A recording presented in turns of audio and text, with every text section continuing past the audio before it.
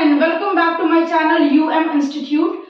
आज की वीडियो में हम लोग बात करने वाले हैं कि आप कब और कैसे बैंक में जॉब कर सकते हैं। सारी चीजें डिटेल में आपके साथ शेयर करेंगे। सारे डाउट्स आज की वीडियो में आपके क्लियर हो जाने हैं बैंक जॉब से रिलेटेड। तो चलिए वीडियो को स्टार्ट करते हैं।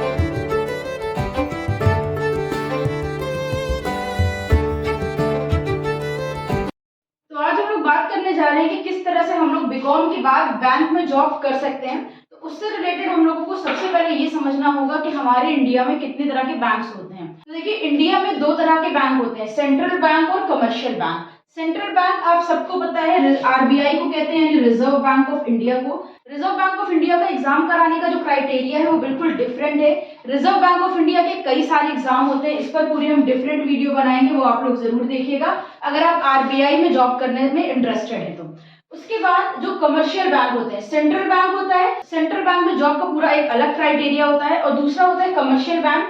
कमर्शियल बैंक क्या होते हैं? ऐसे बैंक जिनके साथ आम पब्लिक डील करती है, उन्हें कहते हैं कमर्शियल बैंक। जहां पर हम लोग अपने बैंक अकाउंट खुलवा सकते हैं, जहां से हम लोग आम पब्लिक लोन ले सकती है, उसे बोलते हैं कमर्शियल बैंक। इंडिया के अंदर दो तरह के कमर्शियल बैंक्स हैं। कमर्शियल बैंक टू टाइप के हैं, गवर्नमेंट है और कुछ प्राइवेट हैं। ठीक है, तो जो गवर्नमेंट बैंक है उन्हें हम लोग पब्लिक सेक्टर बैंक कहते हैं, और जो प्राइवेट बैंक है उन्हें हम प्राइवेट सेक्टर बैंक कहते हैं। ठीक, तो प्राइवेट बैंक कौन से हैं? जैसे एचडीएफसी है, आईसीआईसीआई है, यस बैंक है, ये सारे, एक्सिस बैंक है, ये सारे प्राइवेट बैंक है। बाकी जो आप हम लोग जहाँ पे ज्यादातर लोगों का अकाउंट होता है, बैंक अकाउंट होते हैं, जैसे state bank of India, central bank of India, Punjab national bank, ये सारे जो होते हैं वो गवर्नमेंट बैंक होते हैं, जिन्हें पब्लिक सेक्टर बैंक कहा जाता है।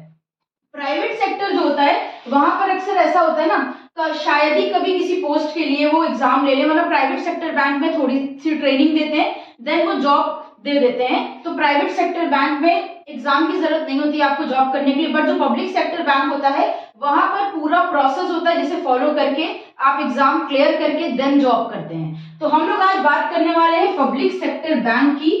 तो पब्लिक सेक्टर बैंक जो होते हैं उसमें दो तरह के बैंक एग्जाम होते हैं, ये हम लोगों को समझने की जरूरत है।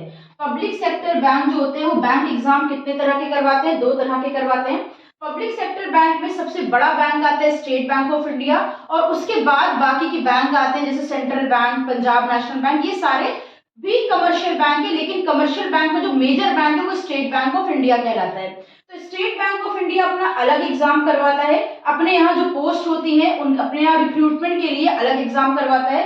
And state bank of India के अलावा जितने भी कमर्शियल बैंक है वो सारे मिलकर एक एग्जाम कंडक्ट करवाते हैं, जिसे हम कहते हैं आईबीपीएस। ठीक है, तो ये ध्यान रखना है आपको कि अगर आपको पब्लिक सेक्टर बैंक में जॉब चाहिए है, प्राइवेट सेक्टर में कैसे जॉब मिल सकती है उस पर भी अलग वीडियो बनाएंगे। आज हम पब्लिक सेक्टर बैंक की, गवर्नमेंट बैंक की बात कर रहे हैं। तो गवर्नमेंट बैंक में अगर आपको जाना है तो स्टेट बैंक का अलग एग्जाम होगा, एंड बाकी सारे बैंक का एक कंबाइंड एग्जाम होता है, जिसे कहते हैं आईबीपीएस। अब स्टेट बैंक ऑफ इंडिया अपने दो तरह के एग्जाम हर साल करवाता है, एक होता है पीओ, दूसरा होता है क्लर्क। पीओ जो होता है वो प्रोबेशनरी ऑफिसर होता है, और क्लर्क जो होता है वो हम लोग जिससे ज्यादातर इंटरैक्ट करते हैं उन्हें क्लर्क कहते हैं। पीओ क्या होता है? प्रोबेशनरी ऑफिसर की जो जॉब होती है वो इस तरह की होती है बैंक में, जैसे कि एफडीज बनाना है, यानी उसको प्रोबेशनरी ऑफिसर जो होता है उसको अलग अलग तरह के टास्क करने पड़ते हैं बैंक में, अलग अलग तरह के काम करने पड़ते हैं, तो उसको ऑफिसर लेवल का काम दिया जाता है। और जो क्लर्क होता है बैंक में, उसकी जॉब कुछ इस तरह से होती है, जैसे काउंटर पे जो लोग बैठे हुए होते हैं ना, जो कैश डिपॉजिट कर रहे होते हैं, कैश विथड्रॉन के काउंटर पर बैठे होते हैं, वो सारे क्लर्क होते हैं। तो ये स्टेट बैंक अपने दो एग्जाम हर साल करवाता है, पीओ का और एक क्लर्क का। एंड आईबीपीएस के अंदर एसबीआई को छोड़कर बाकी सारे बैंक्स आ जाते हैं, और आईबीपीएस के अंदर हर साल चार तरह के एग्जाम कंडक्ट होते हैं। एक होता है आईबीपीएस पीओ, यानी आईबीपीएस प्रोबेशनरी ऑफिसर, दूसरा होता है आईबीपीएस क्लर्क, थर्ड होता है आरआरबी ऑफिस असिस्टेंट। आरआरबी का फुल फॉर्म होता है रीजनल रूरल बैंक। जो गांव वगैरह में जो बैंक होते हैं उनको बोलते हैं आरआरबी रीजनल रूरल बैंक, जैसे कि नाबार्ड वगैरह। तो आईबीपीएस के अंडर इनका भी एग्जाम का फॉर्म निकलता है। आरआरबी एक ऑफिस असिस्टेंट की जॉब होती है, और एक होती है आरआरबी ऑफिसर। तो आईबीपीएस के अंडर हर साल ये चार तरह की जॉब निकलती हैं। अब हम लोग बात करते हैं कि आखिर बैंक में जॉब पाने का प्रोसीजर क्या है। तो देखिए, बैंक में अगर आपको जॉब करनी है तो बैंक में दो तरह के एग्जाम होते हैं। बैंक एग्जाम्स को दो कैटेगरीज में यहाँ पर हमने डिवाइड किया है। एक है बैंक पीओ और दूसरा है बैंक क्लर्क। अब अगर हम लोग बात करें बैंक पीओ की, तो एक ही तरह का एग्जाम होता है, भले ही आप आईबीपीएस पीओ का देने जा रहे हो, भले ही आप एसबीआई पीओ का देने जा रहे हो, भले ही आप आरआरबी ऑफिस असिस्टेंट का एग्जाम देने जा रहे हो, ठीक है। और अगर आप बैंक क्लर्क की बात कर रहे हैं तो यहाँ पर एसबीआई क्लर्क, आईबीपीएस क्लर्क और आरआरबी ऑफिसर की बात कर रहे हैं, ठीक। तो यहाँ पर आपका जो है, जो पीओ का होता है, सभी बैंक के प्रोबेशनरी ऑफिसर का जो पैटर्न होता है एग्जाम का वो लगभग सेम होता है, और क्लर्क का भी पैटर्न सारे बैंक्स का सेम होता है। कहा जाता है कि एसबीआई का पेपर जो होता है वो आईबीपीएस के पेपर के कंपेयर में थोड़ा सा टफ होता है, लेकिन यहाँ पर हम लोगों का पैटर्न जो है एग्जाम में, सिलेबस जो है वो सेम होता है दोनों का। देखिए यहाँ पर हम लोग सबसे पहले क्वालिफिकेशन समझेंगे। क्वालिफिकेशन क्या होती है, अगर आप बैंक पीओ का एग्जाम दे रहे हो या बैंक क्लर्क का एग्जाम दे रहे हो, दोनों ही के लिए आपको ग्रेजुएट होना जरूरी है। कोई भी आप अगर गवर्नमेंट बैंक का एग्जाम देने जा रहे हो तो उसके लिए आपका ग्रेजुएशन कंप्लीट होना जरूरी है, भले ही वो क्लर्क लेवल का एग्जाम हो या पीओ का एग्जाम हो। एज लिमिट क्या होती है, अगर आप पीओ के एग्जाम में 20 to 30 ईयर्स और बैंक क्लर्क के एग्जाम में 20 to 28 ईयर्स। कुछ रिलैक्सेशंस भी मिलते हैं यहाँ पर, अगर जनरल कैटेगरी के आप हैं तो 30 ईयर्स मैक्सिमम एज लिमिट है पीओ के केस में, बट ओबीसी को 3 ईयर्स का, एससी एसटी को 5 ईयर्स का और पीडब्ल्यूडी को 10 ईयर्स का रिलैक्सेशन मिलता है।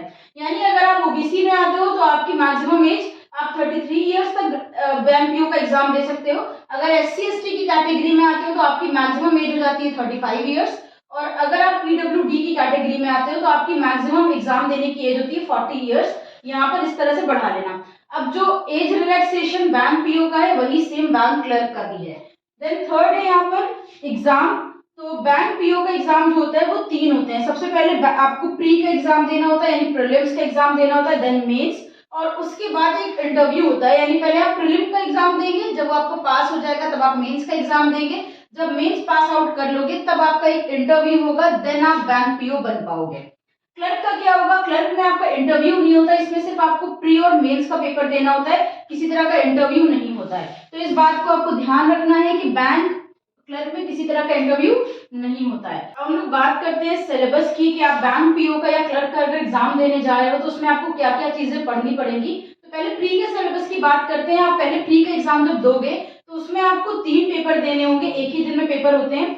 रीजनिंग, क्वांटिटेटिव एप्टीट्यूड और इंग्लिश लैंग्वेज। क्वांटिटेटिव एप्टीट्यूड में मैथ्स होती है और बहुत बेसिक सी मैथ होती है। अगर आपको क्लास 1 to 8 तक भी अगर मैथ्स आती है तो आप बहुत अच्छे से प्रैक्टिस करके क्लियर कर सकते हो। मेन जो होता है बैंक के एग्जाम में वो आपको स्पीड मेंटेन करना होता है। रीजनिंग के 35 क्वेश्चंस आते हैं 35 मार्क्स के, क्वांटिटेटिव एप्टीट्यूड के भी 35 क्वेश्चंस आते हैं 35 मार्क्स के, और इंग्लिश लैंग्वेज के 30 क्वेश्चंस आते हैं 30 मार्क्स के। टोटल अगर पूरे प्री के पेपर की बात करें तो आपको 60 मिनट्स यानी 1 घंटे का टाइम दिया जाता है, और 100 मार्क्स का आपका क्वेश्चन पेपर होता है, यानी 100 क्वेश्चंस को आपको 60 मिनट में सॉल्व करने होते हैं। 1 मिनट से भी कम का टाइम होता है एक क्वेश्चन को करने के लिए आपके पास। अब बात करते हैं, जब आपने प्री का पेपर पास कर लिया तब आप मेंस का देना पड़ता है। मेंस का सिलेबस कुछ इस तरह से होता है। इंग्लिश का पेपर होता है, जनरल इकोनॉमी और बैंकिंग अवेयरनेस का पेपर होता है, जनरल नॉलेज के क्वेश्चन आते हैं, बैंकिंग से रिलेटेड क्वेश्चन आते हैं, कंप्यूटर एंड रीजनिंग का पेपर होता है, कंप्यूटर के भी क्वेश्चंस होते हैं, रीजनिंग भी पढ़नी पड़ती है आपको, यानी आपको English, maths, reasoning, computer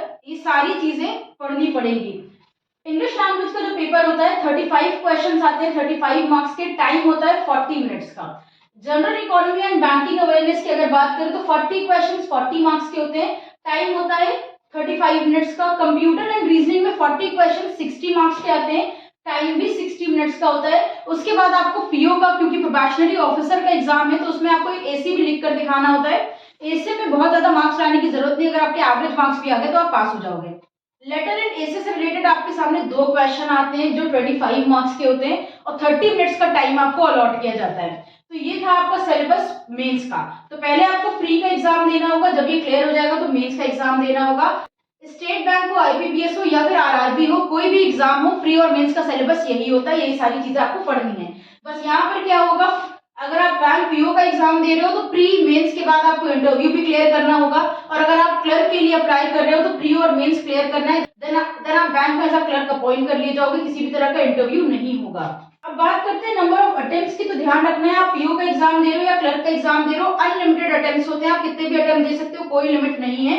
salary की अगर हम लोग बात करें तो यहाँ पर हम बेसिक सैलरी आपके साथ शेयर कर रहे हैं। बेसिक सैलरी जो होती है उसमें आपको और सारे अलाउंसेस भी मिलते हैं। तो बेसिक सैलरी पीओ के एग्जाम में होती है 23,700, जो कि आपका डियरनेस अलाउंस, बोनस, ये सारी चीजें ऐड करने के बाद लगभग 40 से 50,000 रुपए तक पहुंच जाता है। और अगर बात करें क्लर्क की तो आपकी सैलरी होती है, बेसिक सैलरी होती है 17,900, जो कि सारी चीजें ऐड करने के बाद 30 से 40,000 पहुंच जाती है। ठीक है, सारी फैसिलिटीज होती हैं, आपको हाउस रेंट अलाउंस भी मिलता है, जो घर आप अगर उनके घर पर रह रहे हो या घर का किराया भी आपको मिलता है। बहुत सारी आपको फैसिलिटीज मिलती है, बहुत सारे परक्विजिट मिलते हैं, अलाउंसेस मिलते हैं, ये इस बेसिक सैलरी के अलावा। तो वो सारी चीजें जब ऐड होती है ना तो आपकी सैलरी यहाँ तक पहुंच जाती है। तो ये थी पूरी इन्फॉर्मेशन बैंक से रिलेटेड। अगर आपको आईबीपीएस या स्टेट बैंक कोई भी फॉर्म फिल करना है तो आप उनकी ऑफिशियल वेबसाइट पर जाकर फिल कर सकते हैं। इसी तरह से आपको जो भी एग्जाम देना हो आप उनकी वेबसाइट पर जाकर उनका फॉर्म फिल कर सकते हैं, या अपने नियरेस्ट कैफे में जाकर भी फॉर्म फिल करवा सकते हैं। जो बैंक की जॉब होती है उसे बहुत ही रिप्यूटेड जॉब समझा जाता है। सबकी नजरों में गर्ल्स हो या बॉयज बहुत अच्छी जॉब समझी जाती है इसको। तो अगर आप बैंक की प्रिपरेशन करने के लिए सोच रहे हैं तो आप जरूर कर लेंगे और आपको जरूर जॉब भी मिलेगी। मेरी बेस्ट विशेस आपके साथ है। फिर मिलते हैं एक नई वीडियो के साथ। हमारे साथ जुड़े रहने के लिए, वीडियोस को देखते रहने के लिए थैंक यू।